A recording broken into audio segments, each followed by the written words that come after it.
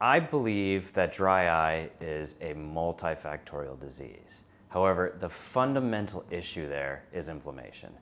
We have an ocular surface that requires very precise homeostasis to maintain comfort, to maintain good vision. And when we have inflammation there, what happens is that homeostasis just gets out of whack.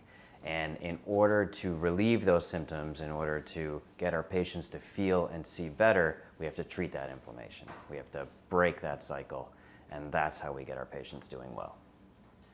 Is there an inflammatory component to dry eye disease that kind of demands that we treat it? I think the answer is unequivocally yes. I think it's axiomatic now, it's just basic science that all of dry eye has at its core an inflammatory substrate. So whether you're talking about aqueous deficient dry eye or evaporative dry eye, there's some inflammation at some part of the process that's causing that disease to be a problem for the patient. Should we treat it? Of course. The only question is, how do we treat it, and for how long do we treat? If you're not addressing the inflammation on the surface of the eye in a patient who has either symptomatic dry eye or dry eye where the signs are so severe that it doesn't even matter if the patient is bringing symptoms to you, you have to treat that inflammation. It's a gotta, must, have to do. Do I believe that there's an inflammatory component in dry eye disease that requires treatment? And the answer is absolutely yes. There is an abundance of evidence that indicates inflammation is a critical component to the development of this disease that we call dry eye syndrome. I'm going to give you some examples.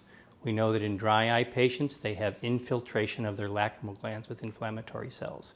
We know that their tear film has inflammatory cytokines, and we know that the corneal and conjunctival tissue has an increased density of inflammatory cells. There's an abundance of evidence that inflammation is pivotal in the development of dry eye disease.